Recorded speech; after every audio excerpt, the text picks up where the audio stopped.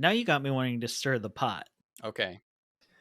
How did you feel about the Mandalorian show becoming the Bo-Katan show? Interesting. I gotta stir the pot. See? Yes. Gotta get those hot takes out of him one way or another.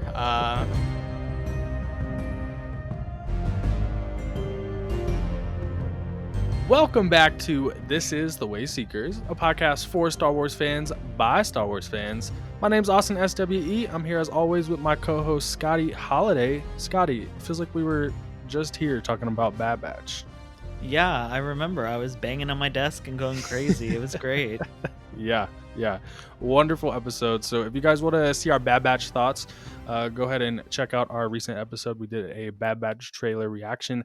But today we have something special, an interview with someone in the community that I respect a lot and have been wanting to have on the show for a while. But before we get into that, new episodes of This is the Wayseekers release every other Friday at 8 a.m. Central Time. But we like to switch it up sometimes. So make sure to subscribe to us on YouTube or wherever you're listening so you never miss out on an episode. Especially recently. I think there's been like 5 episodes of This is the Wayseekers this month when there's supposed to be like 2 a month.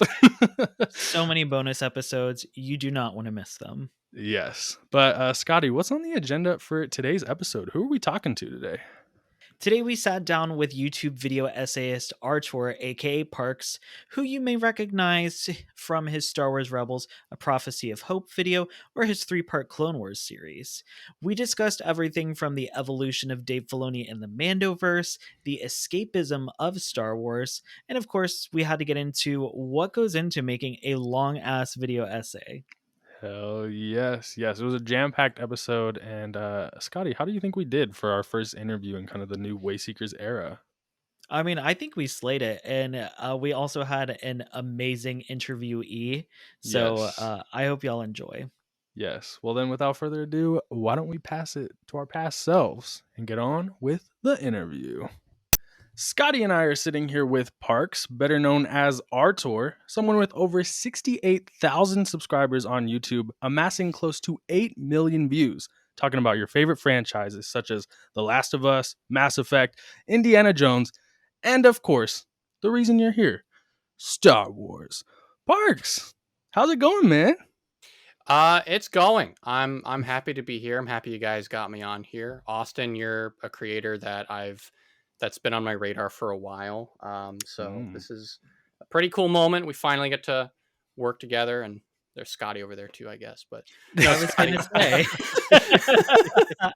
Scotty, I was watching some of your videos today, so I'm now also a fan. So There you go. Thank you so much. Yeah, amazing.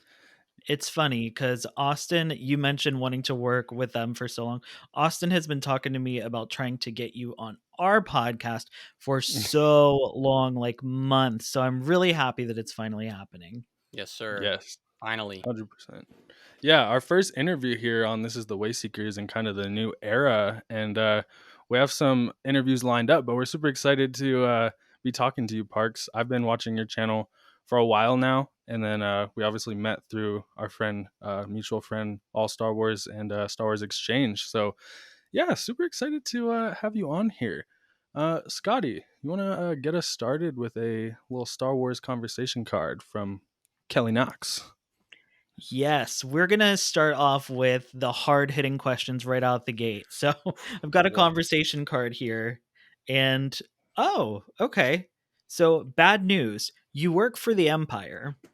Good news, you get to choose who your boss is. Who is it? Who my boss is? Oh God, there's no good answer there. I mean, it's got to be someone who just like, I don't know, man. For some reason my mind went to Dedra because I was like, no, not her. Like, she is so hardcore fascist. Like, maybe not her. Maybe like an Imperial officer who was not good at their job. So maybe maybe those 2 dudes in Rebels on Lothal. I forget what their names were, but oh, like the one that's constantly getting demoted? Yes. Maybe I'll work for him because the job will end sooner. You know, they'll be like, we don't really need your position anymore because we keep demoting them. Right. Or alternatively, if I do well, they might go like, hey, you have his job now, and then I have a career there, working for the Mm, Empire, which, yeah. stop and smell the roses, when you're working for a big, I don't know. Not that I Yeah. support them or endorse them. Well, that's why it's bad news. Right. She does specify that bad news you work for the Empire. So. Unfortunately, yeah, you have to make money. Yeah. I feel like I'm in a similar mindset where it's like someone who's bad at it. So I was thinking like maybe some of the defectors like Callus, or why can't I think of any more defectors? Bodhi. I don't think he was in I control didn't of anyone. Versio. Versio. Oh, Ooh, she's a good one. I wouldn't mind being a part of Inferno Squad. That's a nice group. How about you, Scotty? So I feel like I'm actually prepared for this. I did not read the question beforehand, but kind of along the same thing. I'm like Lieutenant Gorn from Andor. Yes. He was really great when it came to the people under him, where he let them go early if they finished the job to go watch Yeah. the Eye of Eldani, and he was a defector. And then maybe Tala Durith from Kenobi, another defector. Yes. But I just love her. She has such a heart. So I'd like to think that carried into her work, but hmm who I'm knows? surprised no one said Grand Admiral Thrawn. I I mean, mean, I mean, he seems pretty far into it now, but like at the Yeah. start, he had those good intentions. We had that little Thrawn PowerPoint, so Scotty and I know about the good side of Thrawn that probably doesn't exist anymore. The book side. Yes. I mean, Thrawn is probably preferable to Tarkin, but like, Yeah. Yeah. it's also it's a race to the bottom at some point. hmm Like, Yeah. Yeah. Well, luckily, none of us have to work for the Empire. Hopefully. Thankfully.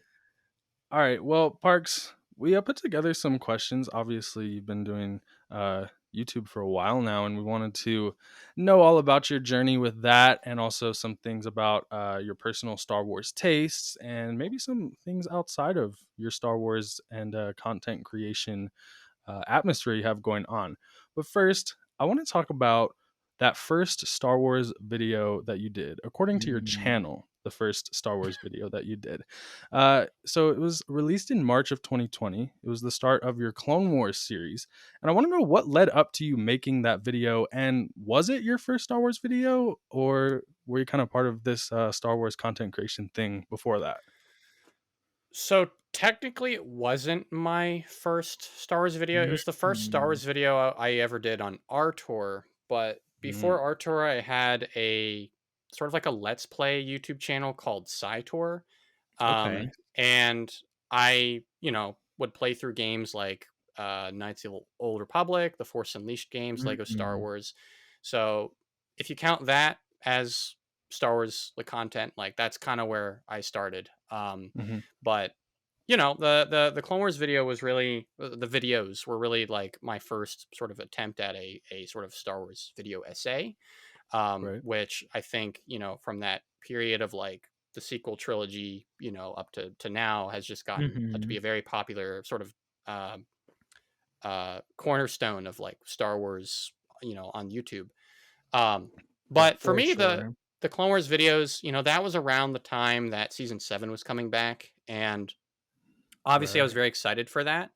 But on in a much like sort of bigger way, I was having this bit of a return to Star Wars at the time. I've Oh. talked about this a little bit in those videos, but I think during the time of like the sequel trilogy, of course, I was a Star Wars fan, but I was, more so excited for those movies for the experience of seeing it with my friends. It was sort of like our Christmas Right. get together. Mm-hmm. But at by the time of Rise of Skywalker, I think it was the Mandalorian and Jedi Fallen Order, that sort of 1-2 punch, and that whatever week of November that was, Right. where I was like, this game looks cool and this show is awesome. Um, have I been sleeping on Star Wars? Because I know there's the movies, but like, this thing I loved when I was a kid, like, am I missing out on it? And so for me, I was like, maybe I should revisit the Clone Wars, because that for me, being too young for the prequel trilogy, the Clone Wars was my Star Wars. So Hmm. let me revisit that, see how I feel about it, see if it still holds up. And I was honestly kind of shocked how well it held up for me, and how much it like immediately just sort of brought me back to the experience of growing up with it as a kid. Mhm. And for me then, having started this new channel and wanting to do video essays, at the time it didn't really seem like there was a lot of video essays about Clone Wars on YouTube. Nowadays they're all over the place, but at the Yeah. Mhm. time, there wasn't a whole lot of stuff on the show where someone could watch the show, go on YouTube and watch their favorite YouTuber just talk Yeah. about it the way that I could find a video essay on any one of my other favorite movies and hear someone talk about it. So I thought, hey, let me do that, and let me make a video more than anything else that I can revisit and go, that's everything I love about the show. And Right. so that's what I did. And when the COVID-19 struck and ruined all our lives, it was sort of the Mhm. thing helping me out the most at the beginning of the pandemic. And during lockdown, I just sort of chiseled away on those videos until they were done. Um, Yeah. but yeah, that's where that came from. I love that. We Yeah. just talked about that last night, Austin, being like, damn, I really wish I would have started the grind during like COVID when everybody was at home on YouTube. So Right. I love that you mentioned that. Right. Yeah. Yeah. Because like the Legend of Star Wars: The Clone Wars, it literally came out like what 10 days before the pandemic was declared. So I can imagine that was that kind of a good point for you to be making all these videos and such. It absolutely was, because at the time I had just moved to Florida for college, and Mhm. Right. I was in between classes, because I'd only had like 4 classes a week. I didn't live on campus. And Hmm. so I would just commute like once, literally just like once a day for one class. And then I'd be like, well, what am I doing? So I'd stick around at school and work on this first Clone Wars video. But I remember getting that first video done, published, and I was in a rush to get it done because I was about to start spring break and I was about to fly home to my folks in PA. Hmm. And I remember getting on the plane, and a woman next to me had a mask and she had wipes, and this, beginning of March, and Mm. she was like, Yeah. "Sorry, I've just been seeing the news lately and I'm very concerned." And I'm like, "No, that's okay, that's fine." Um, then literally like 5 days later, that's when that's when a bunch of my friends' colleges were like, yeah, no more, like, school is not like in person for the rest of the semester. So stuck at home, didn't have to worry about that. Right. What was a really long commute at the time for me to school. And it was just like, God, the news cycle sucks. Like, this is just not, Yeah. I'm not happy with this. I'm just gonna focus on this because it makes me happy. And I know, the season is wrapping up in May, season 7. So let me try and like, Right. let me see how quickly I can get these videos done and get there in time. And that Hmm. was it was for that reason, like I kind of look back at that period and go, it could have been a lot worse. I'm kind of happy Hmm. how it turned out for me, but double-edged Yeah. sword of like, you know, awful pandemic. It wasn't good for anyone. Yeah. Yeah. Yeah. Real ArTorr fans heard some of that story in a Gunslinger's Odyssey. So That is true. And you are a real ArTorr fan, evidently. I did talk about it there. I wasn't kidding when we said we just talked about this last night, and and Austin mentioned from the Mando video, and it's so funny hearing it all back. I have to ask because I am 30. Austin's much younger than me, so I grew up with the prequels, and like Austin talks about growing up with the sequels, and you said you grew up with the Clone Wars, which I feel like I always feel like I'm in a really interesting place where I was like so young. I was 6, I think, when the Phantom Menace came Mhm. out. And so for you, I guess that would put you kind of like right between where we are, if I'm not mistaken. Pretty much. I mean, I know some people who would say they grew up with Rebels, and Mm. it's like, at that point, I mean, what, Rebels starts in 2014, runs till 2018. The sequel trilogy, it's pretty much just a year off of that schedule. Like, it's negligible in that instance. But yeah, no, I was 8 when the Clone Wars came out. So the Mm. kind of the right age for that. Hmm. And I had gotten into Star Wars when I was like maybe 7. And so it was kind of like, and I got into it by watching like the prequels were being aired on TV for the first time, and my Oh, parents were okay. just like flipping through the channels, and I was like, "What's that?" Like I remember seeing posters for that when I was younger, and Hmm. naturally, if you're just like a young like boy and you see the lasers and spaceships that encompasses Right. in Star Wars, you go, "I need to know what that is," um, like right now. But Yeah. yeah, no, I was the perfect age for Clone Wars, and for me that was like, okay, here's some Star Wars I get to hop on the train for, like from the beginning. Right. And the lessons of that show, and then a character like Ahsoka that you got to grow up with as the show went Hmm. along. That was a very like a nurturing thing for me in a way as a kid, where I was watching her learn and reflecting those lessons on my very young life. So it was yeah, that will always be what I consider to be my Star Wars. Oh, Nice. I love that. That's so wholesome. We Thank always you. hear the stories about how, oh, everybody got to grow up with Ahsoka, and like you're literally one of those people. And she's one of my favorite characters. I didn't Oh yeah. Yeah. discover Ahsoka until 2014. That's when I started Clone Wars. So I was like super late, already an adult. I was like 24. Hmm. So I love that you got to grow up with her. Yeah, yeah, and I mean, it's so interesting. Like you hear some of the interviews of the people on like the Ahsoka show, like some of the crew who are also Hmm. people who grew up Hmm. with the Clone Wars, Yeah, and so whatever sort of opinions anyone has about the quality of that show, and any opinions I have about it, I go, hey, that's kind of cool. Like that we've come this far, for that Right. the Clone Wars to the people who grew up with it to now be working on Star Wars. So it's really solidified its place. for Yeah. sure. Yeah. I think we're only like 2 years apart because I was like 6 years old when the Clone Wars came out. Okay, But I say I grew up with the sequels because I didn't get like super into Star Wars until the sequel trilogy when I was like 13. that's So fair. Mm. That's absolutely uh, fair. Yeah. I obviously saw Clone Wars on TV and such. Like I remember being in like first grade and us getting like Clone Wars books with like Ahsoka, and at school Mm. we would go out and we didn't even know the characters' names. Like for me, I thought Clone Wars was about like Luke Skywalker. So when we were out Right. there and people were like, "I want to be this character," instead of Ahsoka, a lot of the girls would be like, "I want to be the orange girl. I want to be the bald girl," referring to Ventress. So.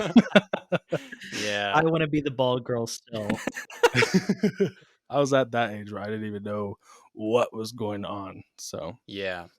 Something that you had said before is you started off going with just streaming games. So I've also streamed games. I also make YouTube videos. But something that I struggle with is creating what people consider a video essay. Because, like, to me, a video essay is like 45 minutes, very long and researched, just really intense. No matter how hard I try, every one of my videos is like 10, 15 minutes long. Mm. Sometimes they're 5 minutes long, even though I feel like I'm writing like so much stuff. So, like, what is your definition of a video essay, or what makes a video essay? Yeah.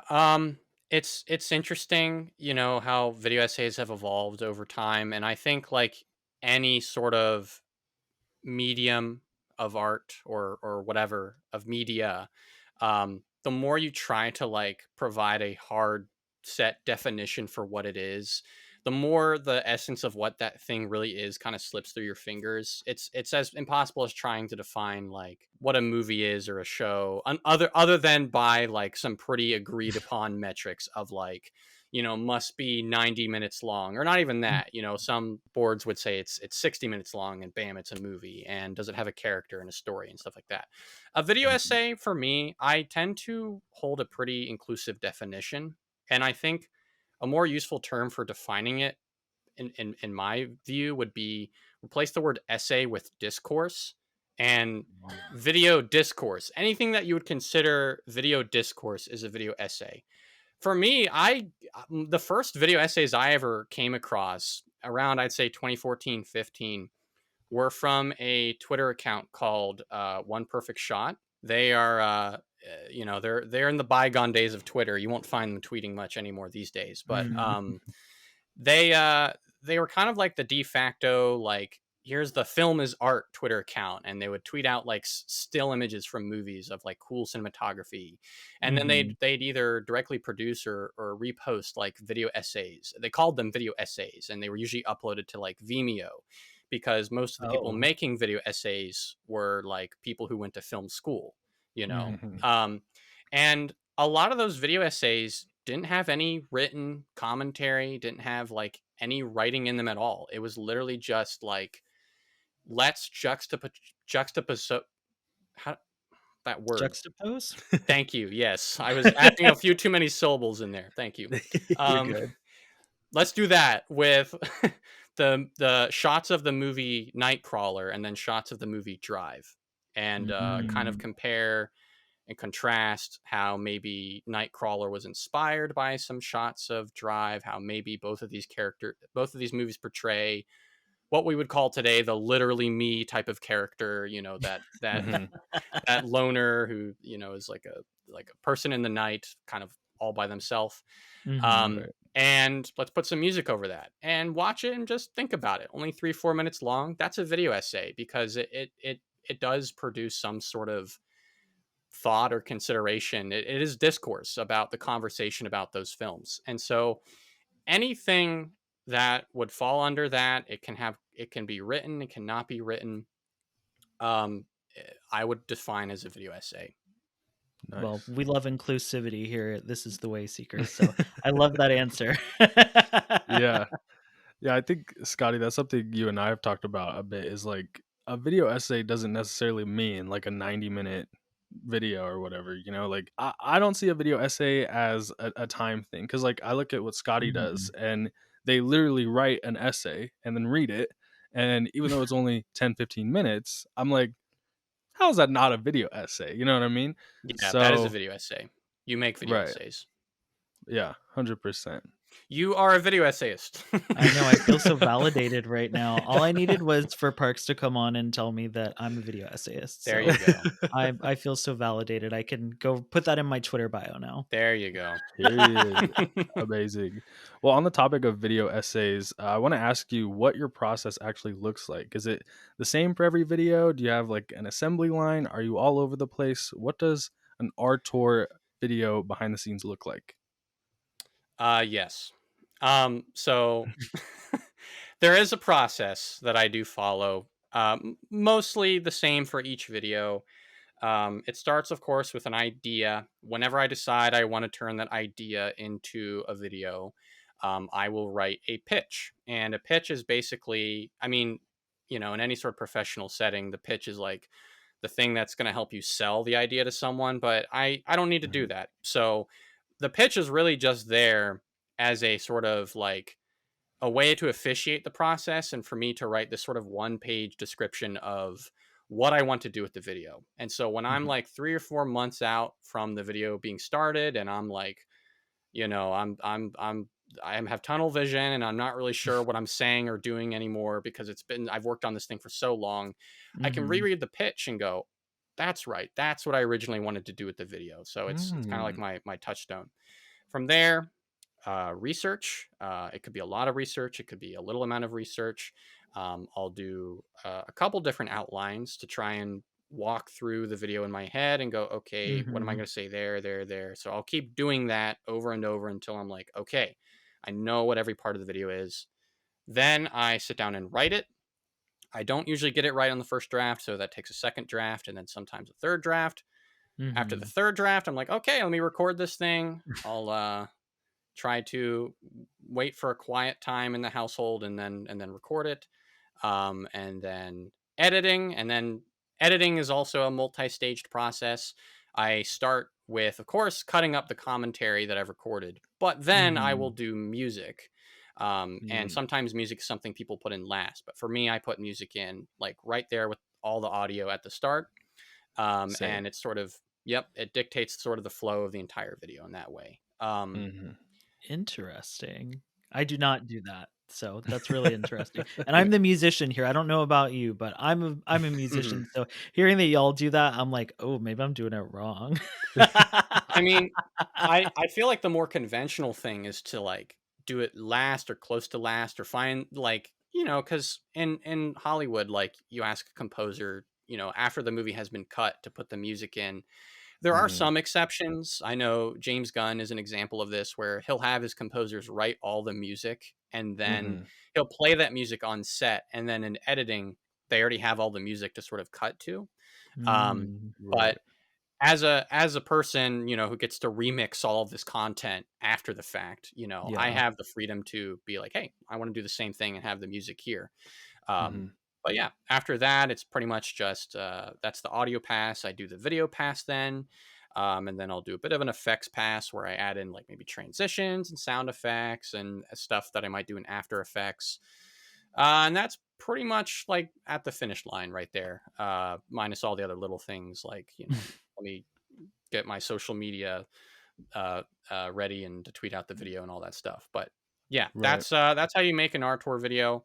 Um, sometimes I will. The video editing almost always goes in that way, but sometimes with the writing, at least with this Mhm. last video I'm doing, I didn't do a pitch, I didn't do an outline, I just went right into writing it, and it's Hmm. going pretty well so far.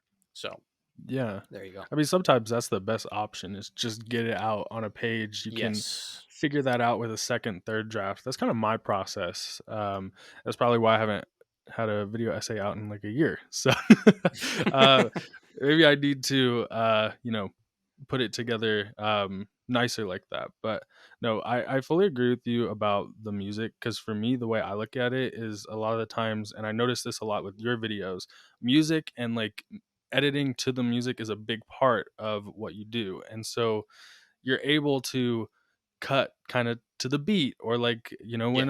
when something slows down, you're able to fade out, so Hmm. I always look at that as super beneficial. Not to just focus on what you said about music, but uh that's always my thought process with that. Yeah, I totally agree.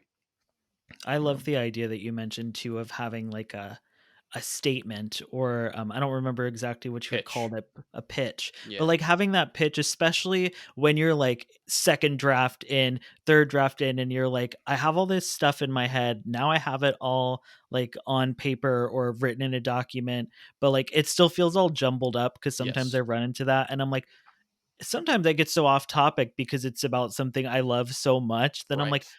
what the hell am I trying to say with this again? Because now we're over here talking about something completely different. So, and it can be overwhelming. Like I was just talking about this today, and I feel like this is the Ventress Renaissance for me because I just keep talking about her lately, which is every day. But like, I have a Dark Disciple review that I started and worked on for like 6 months maybe, and I'm on like draft 3 and I'm just so overwhelmed and I'm like at this point Mm. I feel like I need to start over, but like maybe I need to remember what exactly I'm trying to say with it, and if I have that to kind of relate back to, then it'll keep me more on track. So I'm definitely going to take that advice. There you go. Yeah. No, yeah. it's useful because I mean, especially if you're making like something that is an hour long, for me that's definitely over like 12, 15 pages of writing, you know, invariably you're going to lose sight of where you're going, and even with the outline, even with the pitch, I still do get Hmm. lost, but Mhm. it's always good to have like a reminder of like that's what I'm working towards. Right. Yeah, I love that.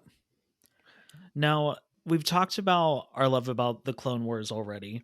We've talked about a little bit about mentioning Rebels, a little bit about the Mandalorian, and I've noticed that a lot of your videos have a huge focus on the Dave Filoni corner of Star Wars. So, how do you feel about him not only as a storyteller, but with his progression from where he started to where he is now? Mm. Well, Dave Filoni. What do we say about Dave Filoni? Yeah, I mean, I guess what I'll start off by saying is it is my feelings about Dave Filoni are, I think, largely rooted in that, you know, that I did grow up with the Clone Wars, and that I, you know, Hmm. already have such a like sort of protective regard for the stories that he told, and I look back on now and go, man, that really like influenced me as a kid, like as a young person growing up.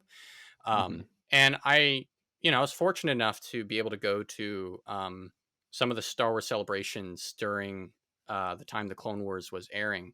Mm. And it was an interesting time for Star Wars too, because the Clone Wars was arguably like the most exciting thing happening at the time, aside from like maybe some video games. But Yeah. that was Mhm. kind of like the main event. And I remember the thing about Dave Filoni and that damn hat he wears is you don't forget him once you've seen him. It's like, oh, there's Yeah. the guy with the hat. And so I knew from sort of going online and seeing interviews about the show or any clips and seeing the guy with the hat that when I saw him at Celebration, I was like, that's the guy.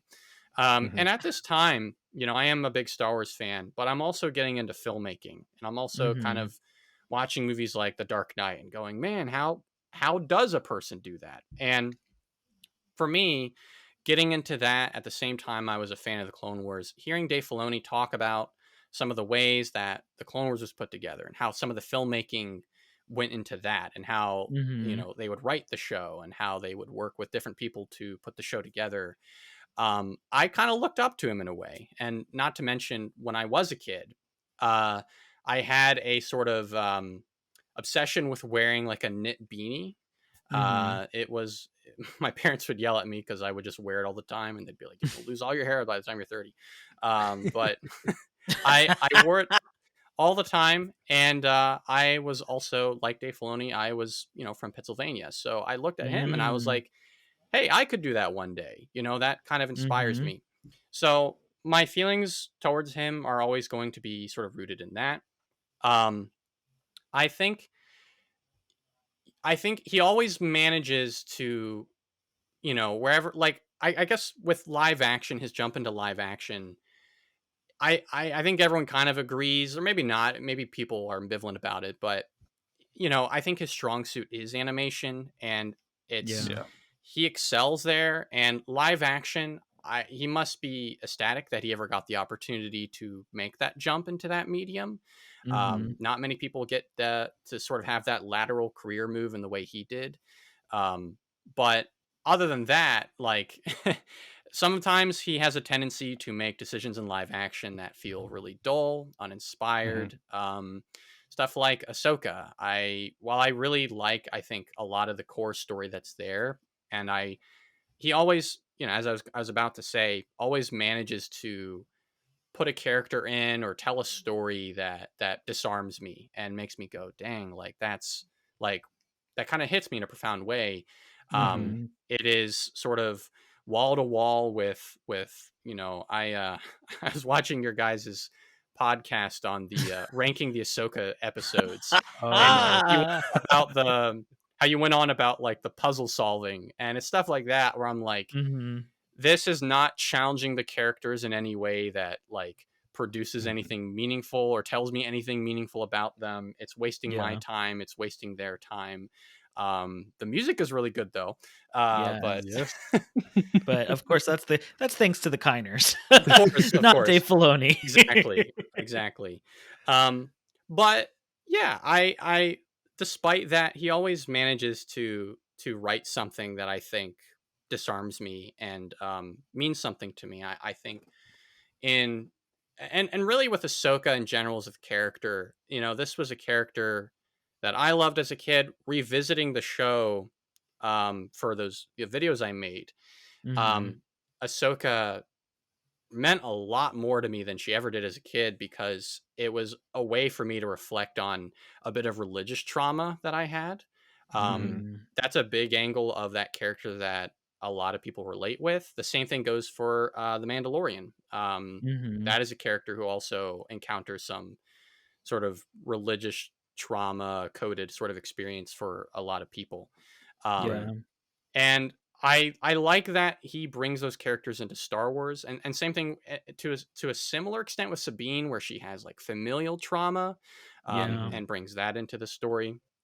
And the Ahsoka show, Ahsoka is sort of encountering this legacy of something that she thought was behind her, and something that she stepped away from because she didn't want it to define her, but maybe Mhm. it's too late for that, and maybe she feels cursed with it in a way. And that's something that when for that episode with Anakin, of course, as awesome of an opportunity as I'm sure it was for everyone there to go, we can get Hayden Christensen on screen. Why not?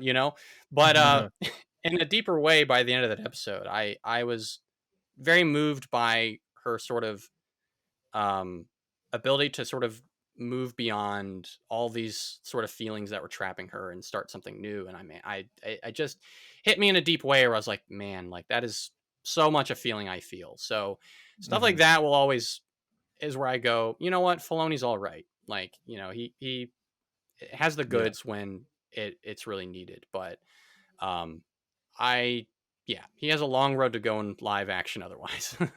For Mhm. sure, for sure. Yeah, I think with Dave Filoni, like I think a lot of people can agree, he has amazing ideas. He is the idea guy, and I think Yes. that Yeah. that's a huge reason why he got this new promotion at Lucasfilm, because he's able to kind of step in and guide and give some ideas. Um, I think Dave Filoni would benefit from better collaboration skills. That's my thing with Dave Absolutely. Filoni in a few Yeah. areas, in terms of Star Wars canon. That's a big criticism he always has. But like, Right. Yeah. does Dave Filoni really need to be writing 8 episodes by himself? I don't know if Mm. he's there yet, but hey, Yeah. And I that's I still that's enjoy something it. you always talk about too, Austin, and I agree. It's like he does so well when he's collaborating because he has the ideas, and then when you get the people that can make it come to life and they all work together, we get Mhm. things like Twilight of the Apprentice. Right. Yes, yes. Yeah. So, Yeah. One episode that I will always give Dave Filoni credit for, because he completely wrote it himself, is Trials of the Darksaber. Mm. mhm. He just something came him that day. Yeah.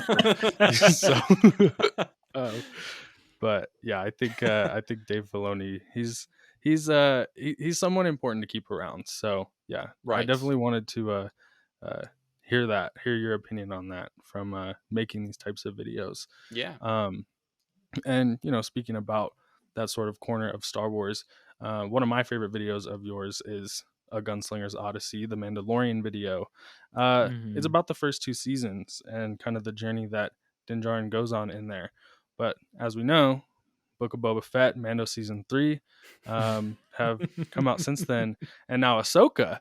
And we have been hearing all about, there's 2 movies in the pipeline. There's another season of The Mandalorian, maybe. Do you think that was the right decision to kind of broaden that story out to make like a whole Mandoverse, or would you have wished it stayed contained to Din Djarin and Grogu?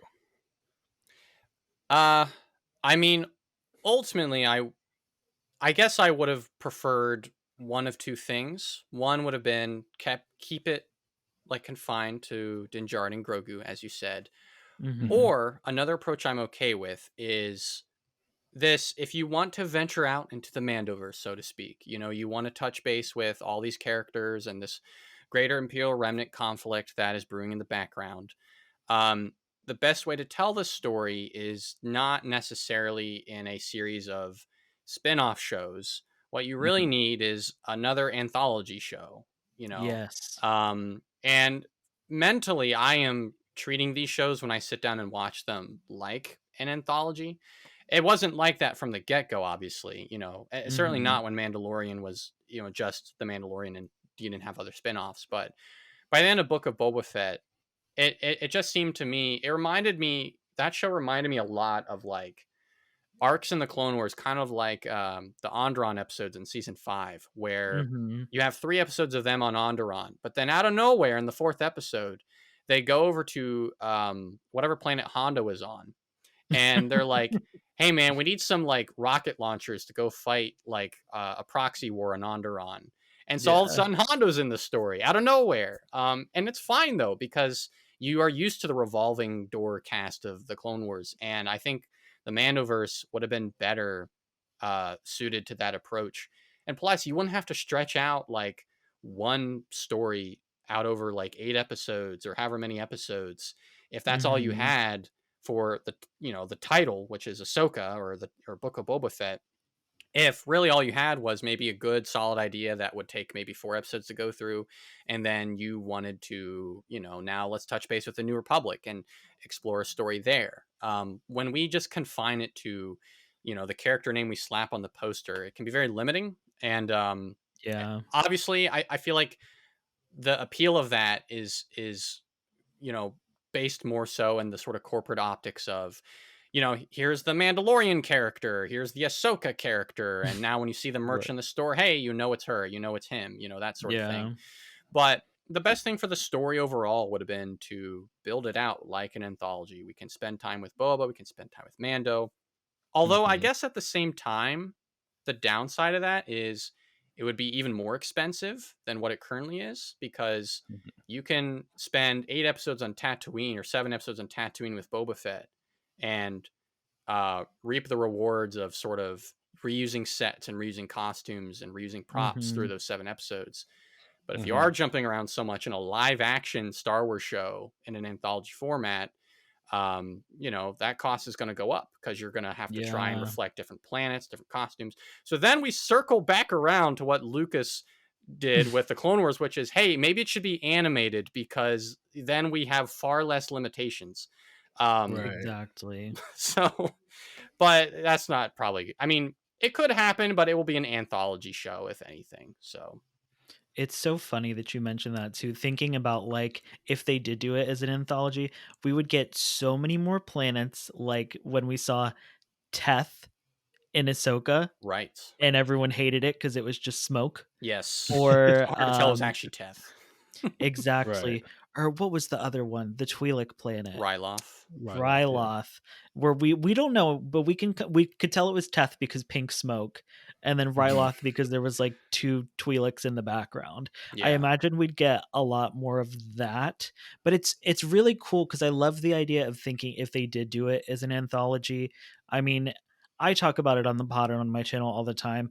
I love the Clone Wars, so you're like speaking my language in this. I'd be interested to hear what Austin thinks though, as like the Clone Wars Rebels, I prefer Rebels fan because it's not as much of an anthology like the Right. Clone Wars is. Yeah. I think an anthology sort of thing would have been perfect for it. I totally agree. I would prefer that over what they're doing now. In an ideal world for me, and this kind of already happened with Ahsoka. Like Ahsoka kind of stands on its own. I mean, obviously there's the whole Rebel sequel aspect, but in terms of Mhm. the actual Mandoverse, it's not like you have to watch The Mandalorian to understand it. And so I would feel so much better about it if the Book of Boba Fett show was the Book of Boba Fett show exclusively and not continuing the story of the Mandalorian within that. Because Hmm. for me, like I'm a defender of the connected storytelling, like kind of what the MCU does. I mean, not a defender of like their current content, but Right. their current output. But I mean, in terms of like phase one, Iron Man stands on its own, Captain America stands on its own, Thor stands on its own. And so then when they come together, it's like an actual crossover. I feel like by the time we get to the crossover, the characters have already crossed over. So Yeah. It's getting what's there. Yeah. so I would have much appreciated it if it was more like just seeing the connectivity really should have just been the Imperial Remnant and seeing how the Imperial Remnant affects these different characters, Din Djarin and Grogu, Boba Fett, Ahsoka, Mhm. whoever else they want to do, Bo-Katan, whatever. Um, but I'm not a huge fan of the you gotta watch every single one to now understand. I can't even imagine the people that didn't watch Book of Yeah. Boba Fett before season 3 being like, what the heck? And we talk about this on the pod. Our joke is, we don't want to get into tinfoil hat conspiracy theory territory. um but sometimes it's hard to ignore, like, was all of this the best creative decision, or was it the best financial decision? And Yeah. I I hate when the financial stuff gets mixed in with the creative stuff, but Yes. it's Yeah. hard to avoid, I guess. So Yeah. And I guess altogether, like, it is one of those compromises that you make as a fan of any sort of franchise these days where mhm, you see it everywhere. It's like, okay, if this thing is successful, it's going to have a spin-off, it's going to have a Mm. prequel or a sequel. This won't be the end. Like, they're, if mhm, this, as long as it's successful, a studio is going to want to keep this going. So obviously, that was on the table for Star Wars. And right. I think the advantage of Star Wars, as far as that goes, is Star Wars has a very long tradition of, side storytelling. Mhm. Ever since the original movie, really, when you had Splinter of the Mind's Eye, and you have Yes. Yeah. all these other sort of imaginations of what happens outside of the movies because the universe is so interesting. Mhm. And so, by all means, I'm totally down to explore that in a bunch of different shows. Like you said, Austin, like if it was a show that relied less on, hey, you have to watch this to catch up, then that's great. But Mhm. it's when you sit there and you feel like you're not necessarily exploring a different corner of Star Wars, or even just like a side step away from another character. For instance, a Mandalorian show and then a Boba Fett show. Totally fine, up until the point it becomes a Mandalorian show again. Right. Um, but it would feel a lot better if I sat there and I didn't feel like it was trying to sell me on something else. Mhm. Mhm. Yeah. I much prefer that isolation, or if it's going to be connected, put them all together, in Yes. like one continuous running thing. So now you got me wanting to stir the pot. Okay. So, how did you feel about the Mandalorian show becoming the Bo-Katan show? Interesting. I gotta stir the pot. See? Yes, gotta get those hot takes out of him one way or another. Well, it's tough. I feel like, for me, I go in whenever I'm excited for something, like really excited for something. I will imagine, and everyone does this. Everyone just Mhm. has a different relationship with it once the show is actually airing or the movie comes out or whatever. I'll imagine sort of how that story is going to go in my head. I see trailers for season Yeah. 3, I go, oh boy, this is going to happen and this is going to happen. And for me, I had just done a crazy long video essay about The Mandalorian.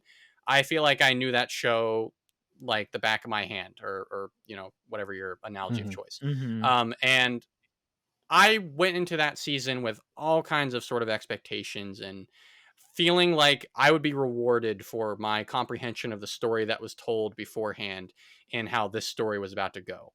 Book of Boba Right. Fett, whatever sort of weird creative decision was made there to have Mando and Grogu reunite.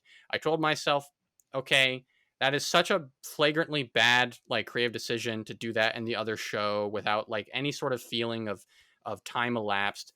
Surely it is because there's a much more important story they need those characters to be in together for come season 3, right? Mhm. Mhm. And to their credit, like Grogu isn't just there the entire time. They do stuff with him. I liked in that, I think it was the Mines of Mandalore episode, how there's the bit in the middle where Mando's like, Oh, yes. he's trapped in the cave with the weird cyborg monster, and Yes. Grogu like goes to get Bo-Katan and brings him back. I'm like, oh, that's cool. Like you're giving this character like agency he didn't have before, which is Mhm. interesting. And there was stakes in that moment because I'm like, gosh, is like Baby Yoda gonna like actually save him in time? Like I'm concerned, Right. but other than that, like there wasn't really it's tough because they got so far from the story of what the first 2 seasons of The Mandalorian were about. You have a Mhm. guy who is sort of a hard ass, stone cold killer, who essentially has to learn to take off his armor, emotionally and in one way physically with the helmet by having to Yeah. take care of this kid. And so the first season is about him embracing that responsibility, and the second season is about him letting go of that responsibility and having to come to terms with that. Mhm. So in that sense, you have kind of like the front and back of a book very perfectly together. Obviously, there Yes. were plot threads on the table that you could very much continue with Mandalore, but and you could challenge that relationship with Mando. To me, it seemed like the direction of the story after Book of Boba Fett was, oh, Mando's an apostate, which feels like a very like unfair sort of position to put on him. This like religious cult thing he's a part of has some pretty strict rules. Like Yeah. it would be very interesting, Dave Filoni, I see you over there with your religious trauma characters, to have this guy try to basically um like be radicalized out of his like sort of belief system and Yeah. realize that maybe it's leading him astray.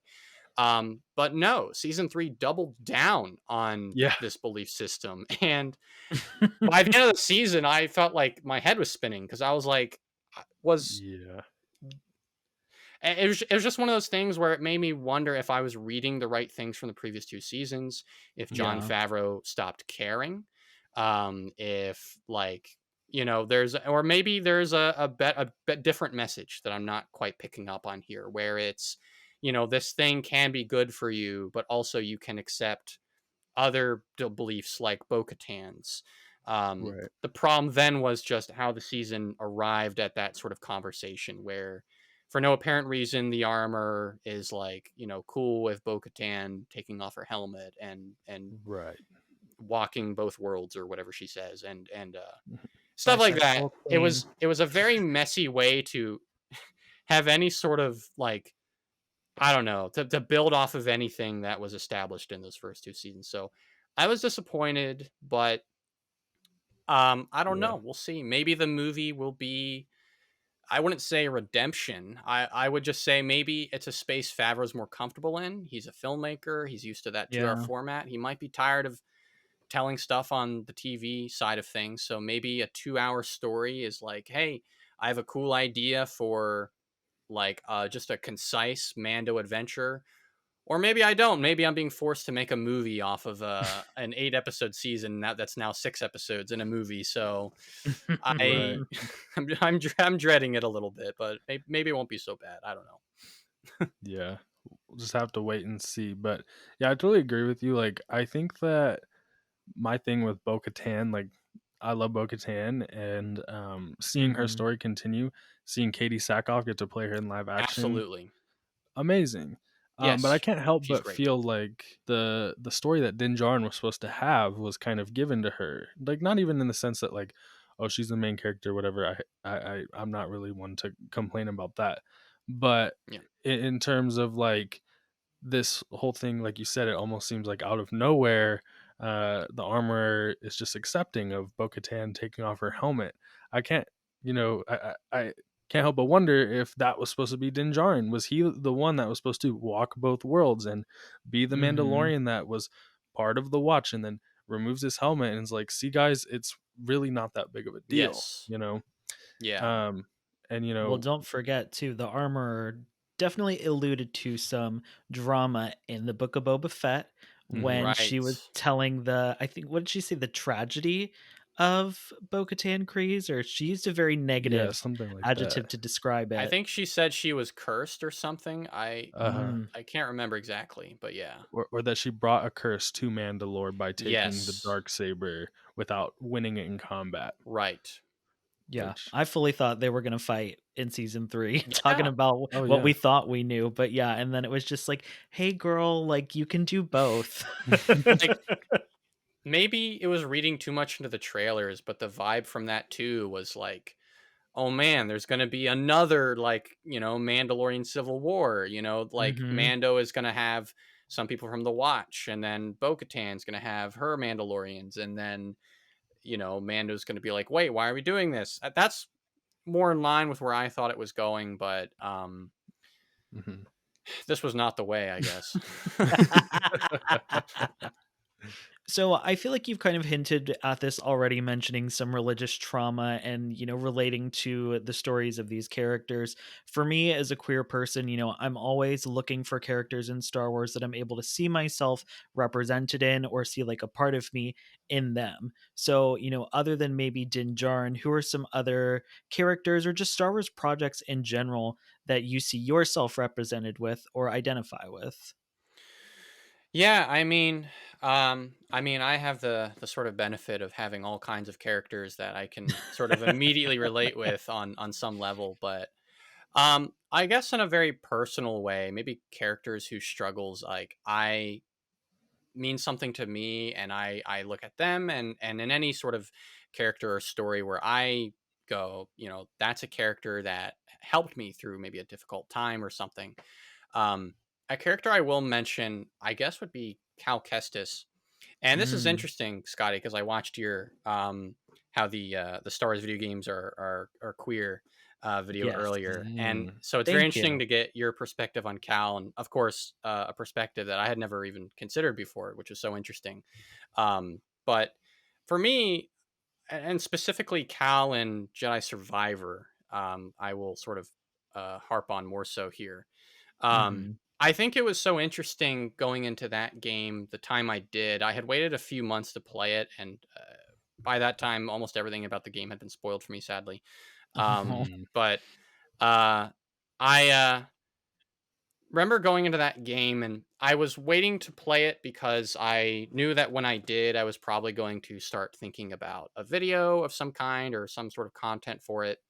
So I held As off we on do. playing it. Exactly. As content creators, we walk a very difficult path. We can't enjoy anything for what it is. Uh, but yeah, I was holding off on it. And I had started working at The Escapist at the time. Mhm. And I won't get too into the weeds of it, but it was a very, very busy job.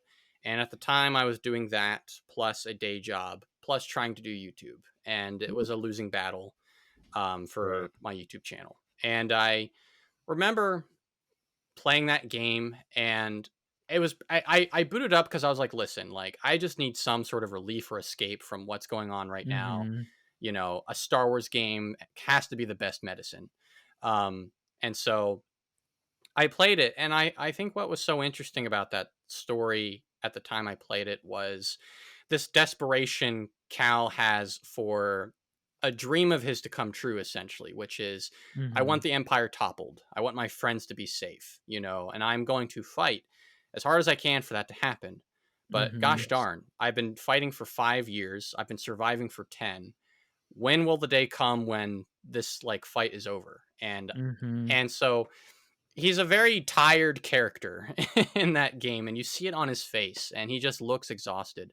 Yeah. And for me, I was like, man, like I'm exhausted too playing this. And in a deeper way, by the end of the game, you see, in a sense, how his desperation for Tanalorr and for this escape that he has Yeah. drives him to make some, you know, very unconscionable decisions and to cross some boundaries and Yeah. defy his code in a way that he did so because he did it from a place of fear, and he wasn't ever able to truly let go of that fear.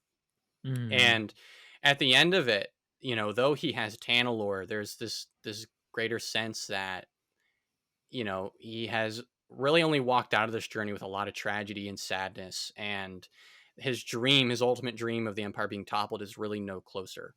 Mhm. And to me, that story is the epitome of anyone who is trying to chase something that is a bit ambitious, something that they're not likely to succeed at, a dream of sorts. And then for me, it's at the moment, it's content creation in the sense Mhm. of um, Cal sort of going, you know, I originally wanted to chase like this goal of defeating the Empire as I, you know, that mission at the beginning of the game, and he sees the hologram with all the sort of places all across the galaxy where the Empire is, and realizing how hopeless that is. Yeah. Tanalorr is like that alternative of, okay, here's something I can make happen. For me, you know, during the pandemic, I went to college to become a filmmaker, and I was very adamant about that. Right. And I had switched schools. I originally was going to school in Philly, and I went to school in Florida to be closer to some family down there and to try and, you know, meet some people that were out of my comfort zone and try to Mhm. build connections and network and all that fancy stuff you're supposed to do in college to get a career. Right. And then COVID happened, and I was home for the next like 3 semesters or so. And I was sort of feeling hopeless about the whole thing. I was, you know, sort of getting towards the end of, I think, my third year, and I was not really feeling like I was any closer to what I originally set out to do, and I felt very stuck in a lot of ways. Mhm. Right. But then at that same time, the YouTube channel was sort of taking off, and I was like, okay, maybe I should work on this and cultivate this and see maybe opportunities can come from this. And so Right. I switched gears to that. For me, that was like switching gears to Tanalore and trying Mhm. to go along that journey. But um, yeah, after the last sort of few months at The Escapist, it was sort of stuck in the mud on a Jurassic Park video that wasn't getting done anytime soon. And Mhm. Right. I just felt really hopeless at that time and felt like I had sort of lost sight of my goals. And ultimately, Cal Kestis was there to sort of, remind me that I'm not alone in that struggle and I'm not alone. And there's so many people out there who, just because they want their dream and they pursue and they work hard for it doesn't mean they get it. But at the same time, that doesn't mean it's a hopeless pursuit. There's always another chance to go after it. So, yeah, Wow. there you go. There's a character that I relate with. I think that I love that you said that, though, is that one of Cal's things is just realizing that he's not alone. And I think that's one of the big overlaps between both of our relations to the Hmm. character. You with what you just explained, my video about how queerness has kind of surrounded his journey, even though he himself is not necessarily queer. Right. And what I love about Cal Kestis, on top of all of that, is just how relatable he is. Yes. As a character, but also like he's the perfect character for a game because you can find things about Cal that you relate to, and he's Yeah. great for that. But I don't know, there's something about Cal Kestis. He's a great character. He's Yeah. fantastic. Yeah. And Cameron Monaghan, I mean, he's just they couldn't have cast someone better for him because he really Yes. is, just so many people are able to project a part of themselves on him. And Mhm. his sort of struggle in a world where he doesn't necessarily get what he wants, I'm sure everyone can relate to in our capitalist Mhm. hellscape. So yeah. Yeah. So Yeah. I love that. And I love that you're able to, you're able to have Cal Kestis in those moments. Cause I feel like that's what Mhm. a huge part of Star Wars is, these lessons that you're able to take into your life and apply them to your life and, not feel so hopeless. It's all about hope, yeah. Things may not be looking good. What's that quote from Leia? Hope is like the sun. If you only believe in it when you can see it, you'll never make it through the night. Right. And I love that, and I love that Star Wars is here for us in these moments. And second, I just Yes. want to say thank you for dropping the wisdom about Cal Kestis on us here on This Is the Wayseekers, because Yes. that was great. Thank you. um, so we know Star Wars, huge franchise. There's so many things, so many avenues to explore. Are there some things in Star Wars that you haven't gotten to explore in your videos or may never get to that you still, love and want to highlight here? I thought about this earlier, and honestly, probably the books, like, and the comics or the Mm, books. There's just so much awesome stuff happening there, especially with the High Republic. Yes. I started Mhm. catching back up on that again, and it's like, man, like all those authors are doing such an amazing job and telling such like an intentional and Yes. purposeful story. Like seriously, anyone listening, if you are a prequel fan and you haven't listened to or I say listen because I've been listening to audiobooks, but if you right. haven't read any of the High Republic stuff or engaged with any of it, you really should because it is such a fascinating sort of like it is basically like, okay, here's the prequels. Let's like walk back 10 steps from that. How Mhm. does the Republic become that? What was it before that? And it very logically like traces back what kind of government society the Republic and the Jedi would be to fall into what it succumbs Right. to in the prequels. Mhm. So great stuff that I don't think I'll ever have the opportunity to really do as a sort of video essay, just because it is like a series of books, and unfortunately my medium is limited by video and it needs to be something Right. that people can watch on a screen. Yes. So Yes. I um feel Yes. that. but Yeah. yeah, and then even some of the like other sort of expanded universe books I grew up with when I was a kid. Those Heir to the Empire books are really cool. I'm sure that could come up, in like a video about Thrawn or whenever they get to do the movie. Invariably Mhm. like Right. those books are going to be an influence and are an influence on some of the Mandoverse storytelling. But Mhm. yeah, no, the books deserve more credit, I think. Hell yeah. Hell yeah. Couldn't agree more. And Mhm. I say that as somebody who just got into reading in general Oh yes. like a year ago. So Man, why doesn't more Yeah. people talk about it? This is awesome. yeah, no, you're missing out if you're not reading, especially the Star Wars books. They do some great things in those books, and I Yes. agree. I wish they would just get more recognition. I mean, we're all creators. We know how videos do when you review a book on YouTube. Yeah. Unfortunately, people aren't looking up the book reviews, but I'm like, y'all are missing out on so many good Yes. stories. And I say this as somebody who's also not reading the High Republic, which I know I'm missing out on horribly. It's in my back catalog. I'll get there. There you go. Yes. Yeah. Scotty, I saw you started Lost Stars though. You enjoying it so far? Well, unfortunately, and I say not unfortunately, but when I started reading it, I read the prologue. I read about half of it and I was starting to fall asleep, not because it was bad, but because Mm. I was just really tired. So I put it down, and then we got a Bad Batch trailer. Right. So, unfortunately, I haven't been able to pick it back up yet Uh, because, when I go to bed at night or like get in bed, I'm exhausted from working on Bad Batch content all day. Uh, yeah, so I check see. back in with me in like 6 months, and hopefully I'll have read at least half of it. Cool, cool. One of my favorite books. So I was super excited to see that you were starting that. Um, Parks, kind of the flip side of this question.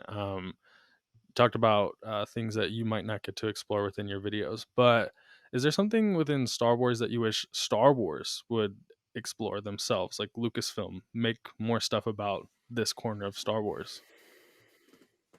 Um, I mean, there's a couple obvious answers, and I don't have really an interesting opinion about this. The Old Republic, you know, that is Yeah. along with the Clone Wars. That's like a big piece of Star Wars that I got into like when I was a teenager.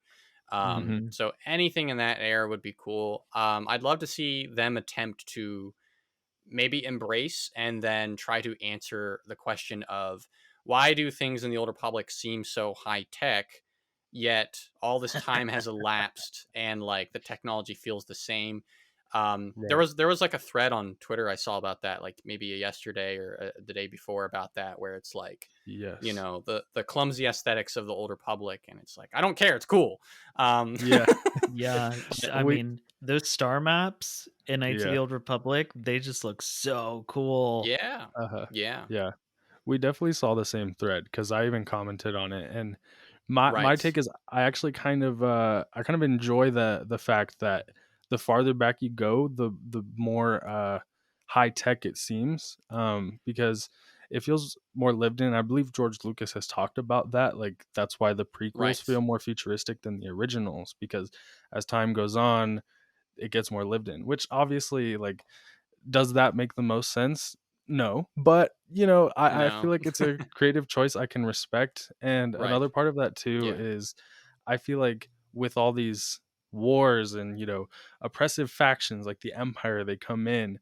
I like the idea. Well, I don't like it, but from a storytelling perspective, I like the idea that these kind of oppressive forces, they kind of ruined the galaxy in a sense that, yeah, it kind of did set the galaxy back a bit to the point where they don't have the best technology. Like by the sequel trilogy, we're seeing they're basically just using original trilogy aesthetics and whatnot and Yeah. old equipment.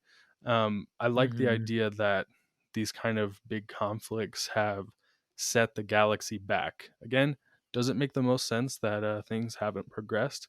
No, but it's something that I can respect, I think.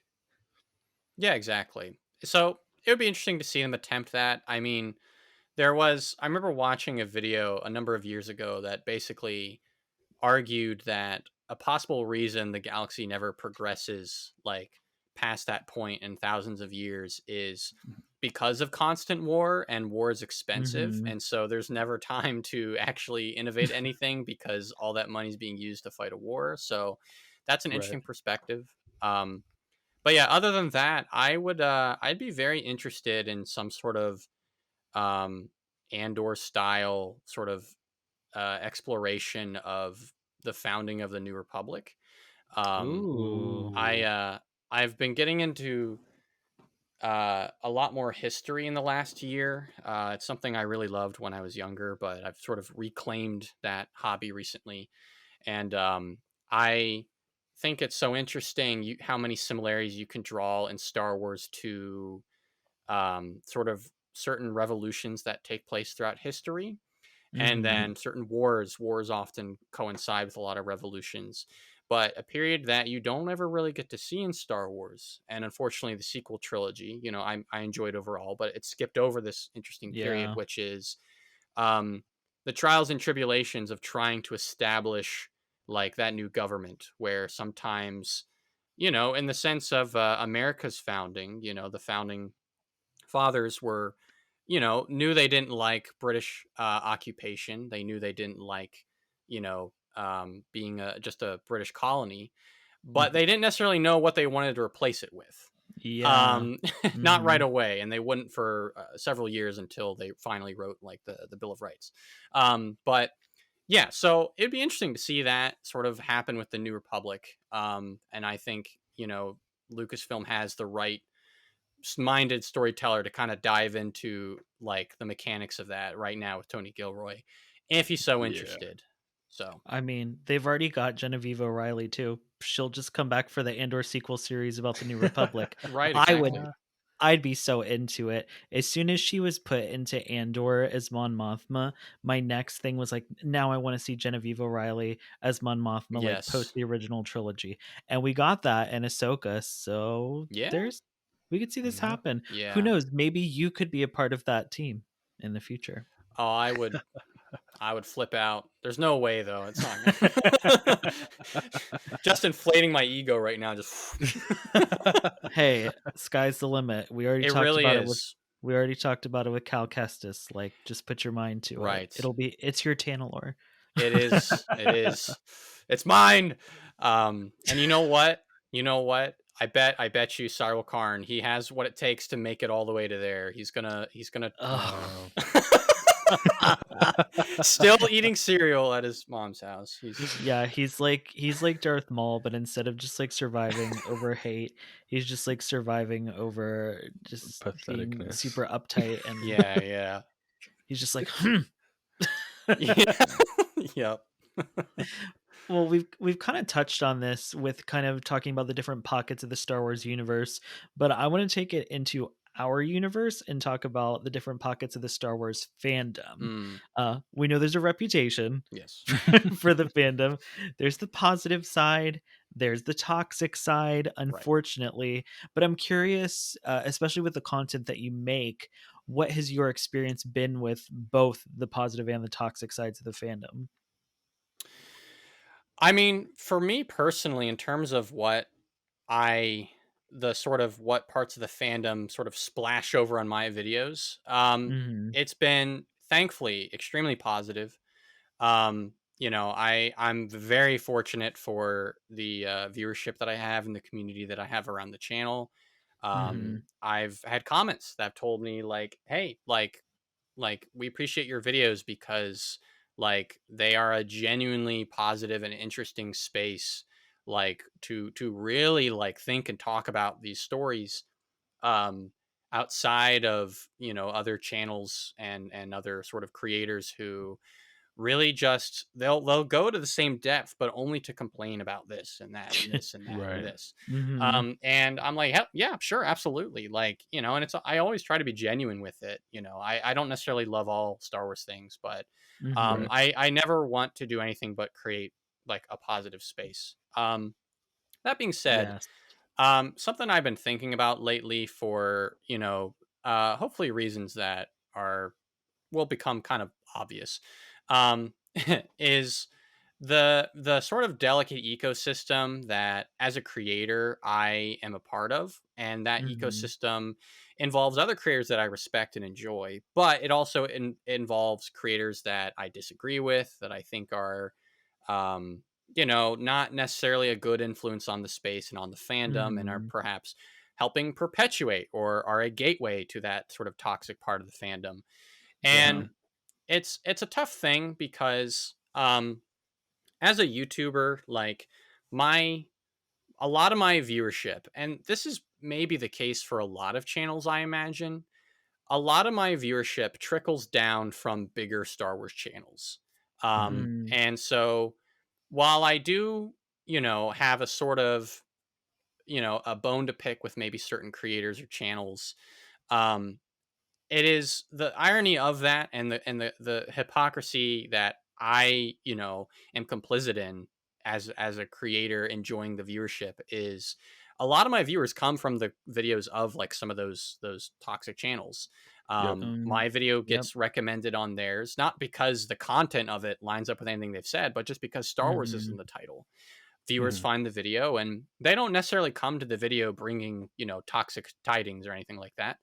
Yeah. But they come from that, and it's just it's just interesting to think about, and it has just sort of made me all the more determined to offer a positive space, because if someone comes across my video, I don't want to cultivate someone's hate. I don't want to cultivate Yeah. someone's negativity or dislike or frustration. Like, those aren't, I think, fundamentally, I don't think that's good for you as a person. Yeah. And it's certainly not what Star Wars should do for you either. Star Wars Mhm. should make you feel good. If possible, it could also make you think a little bit deeper about, like, who in Star Wars is usually the one hating, and who's the one learning to let go. You know, Yeah. Exactly. um, so yeah, and with that, I would contend, and maybe this is dictated more so by my sort of pervasive optimism more than anything else, but um, most Star Wars fans are probably not toxic. It's probably a Agreed. vocal minority, like a Mhm. vocal, like a minority of a wider slice that is the online Star Wars fandom. We all Yeah. Mhm. deal with it. We all brush up against it. But it's not all encompassing. And if you go to something like Star Wars Celebration, you will never encounter anyone like that. Any part of the Yeah. toxic fandom there. Everyone there is so positive and so nice and cool. Mhm. And it's honestly like really like reassuring. It kind of restores your faith in a way, and Yeah. after all these negative interactions online. So yeah, Yeah. no, that's Hell transition. yeah. I love that. Yeah. You bring up a great point about, no matter what the person's opinion is that's actually watching, like a lot of those people, we even see like our channel with Wayseekers.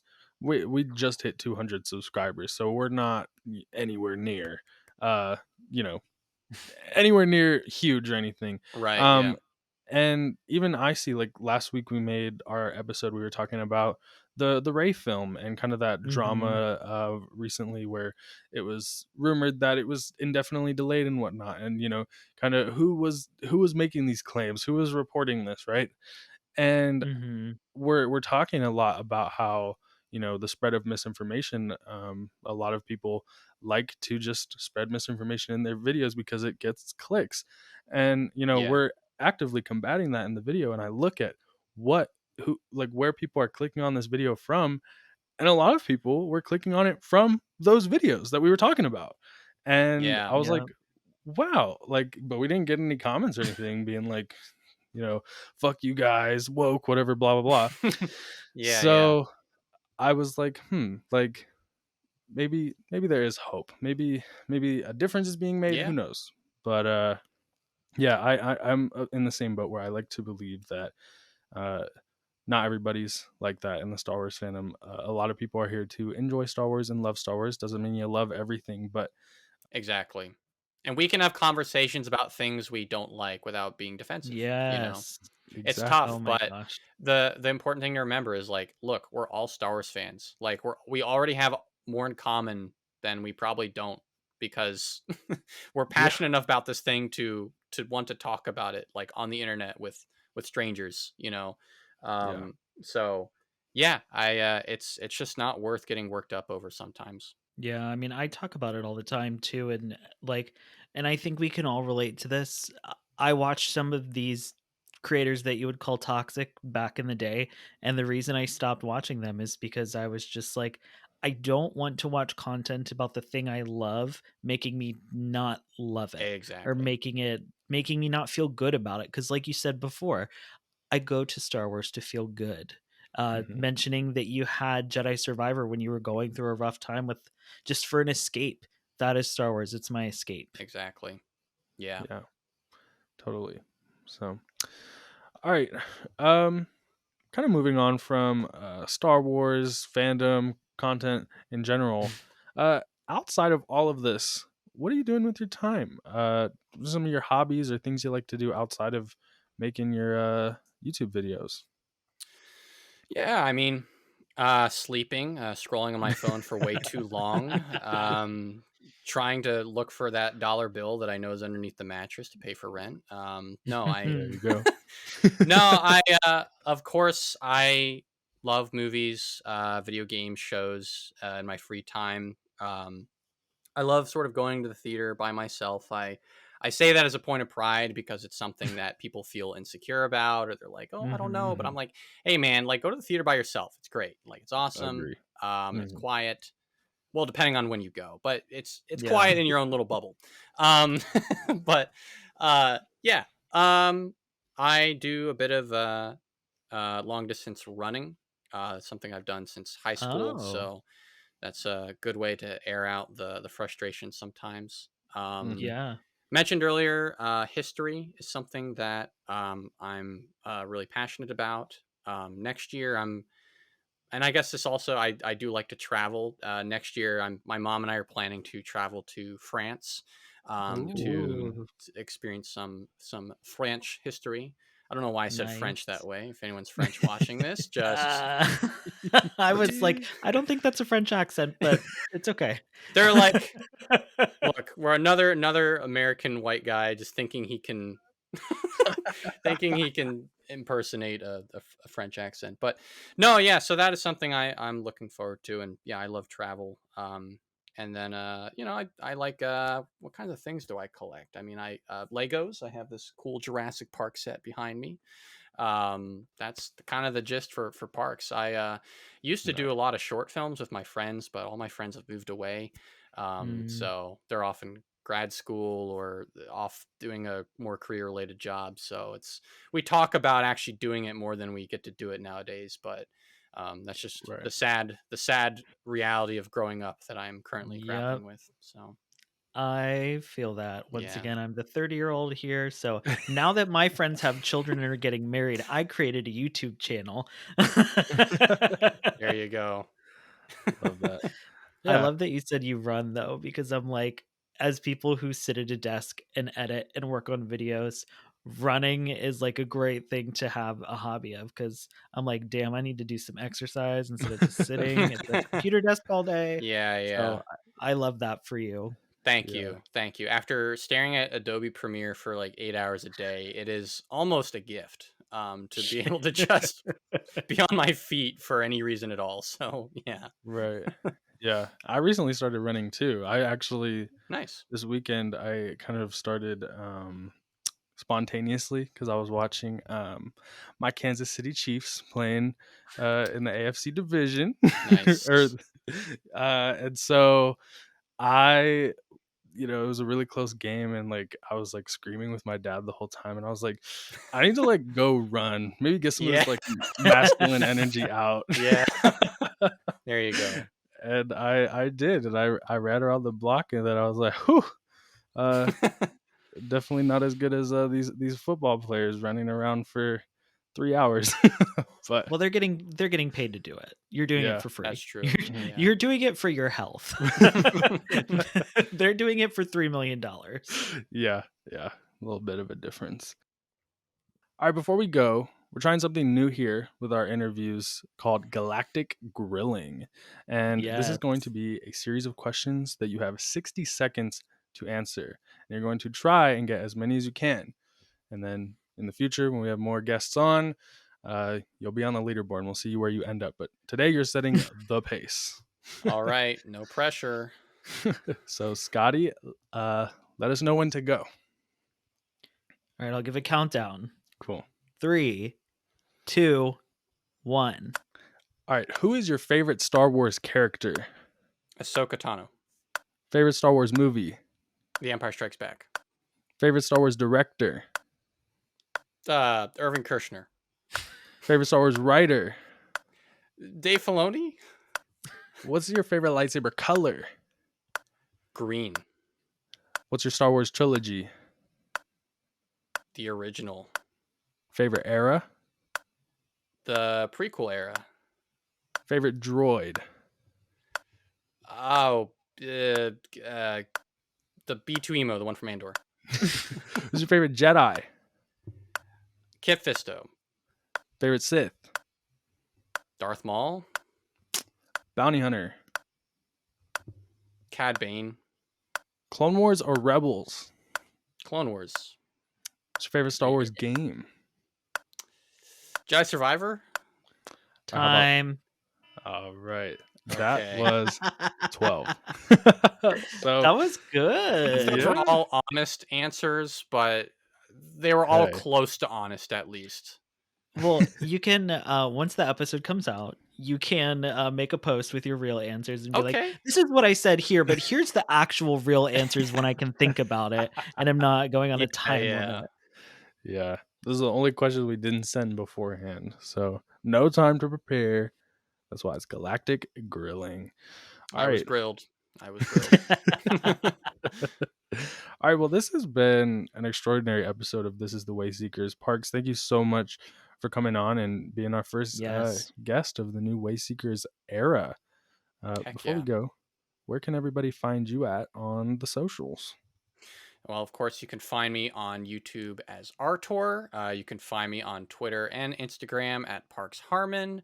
You can also find me on Twitch at twitch.tv/SciTour.